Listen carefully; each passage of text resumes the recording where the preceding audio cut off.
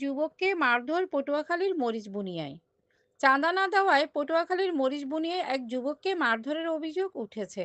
এই ঘটনায় এলাকায় উত্তেজনা বিরাজ করছে। পটুয়াখালী সদর উপজেলার মরিচবুনিয়া ইউনিয়নের ৫ নম্বর মরিচবুনিয়া গ্রামে এই ঘটনাটি ঘটে। স্থানীয় সূত্রে জানা যায়, আহত আবদুল্লার বাবা সোহেল গাজীর কাছে চাঁদা দাবি করে এলাকার কয়েকজন যুবক। সোহেল গাজী চাঁদা দিতে অস্বীকৃতি জানালে তার ছেলে আবদুল্লাহকে আটক করে বেধড়ক মারধর করে তারা। মারধরের ঘটনায় গুরুতর আহত অবস্থায় স্থানীয়রা আবদুল্লাহকে উদ্ধার করে পটুয়াখালী মেডিকেল কলেজ হাসপাতালে ভর্তি করেন। চিকিৎসকরা জানান তার ডান চোখ মারাত্মকভাবে ক্ষতিগ্রস্ত হয়েছে এবং প্রয়োজনে তাকে বরিশাল মেডিকেলে রেফার করা হতে পারে। ১ নয়ন পেদা পিতা হোসেন পেদা, ২ রাফি পিতা জামাল পেদা, ৩ ঈসা হাওলাদার পিতা ফোরকান হাওলাদার। স্থানীয়দের অভিযোগ, এই তিনজন দীর্ঘদিন ধরে এলাকায় নানা অপকর্মে জড়িত রয়েছে। তারা দ্রুত দোষীদের গ্রেফতারের দাবি জানিয়েছেন।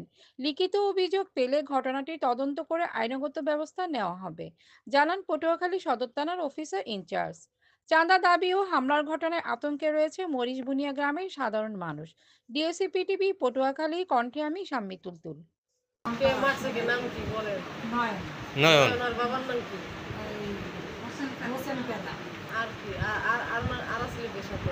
সাথে ছিল তার ভাই বোন। বলেন তার নাম কি? তার নাম হচ্ছে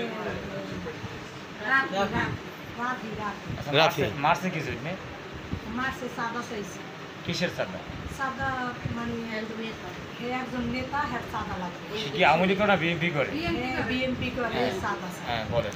এই রকমের অনেক অত্যাচার আর ওই রকমের করছে। মানুষ ধৈর্য মনে করেন জেলখানা নিয়েছে, ধরছে। আর মনে করেন আবারও নিতে চায়।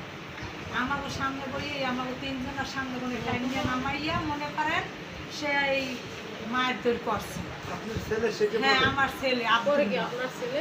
হ্যাঁ আপনার ছেলে করে কি? আমার ছেলে কলেজে পড়ে। আচ্ছা পটুয়াখালী সেকেন্ড ইয়ার। আচ্ছা ওই ওর কাছে চাঁদা চাই কিসের চাঁদা? আর বাবার কাছে যাইছে। বাবা কি করে? আর বাবা ব্যবসা করে, কিসের ব্যবসা? ভূষমালের ব্যবসা।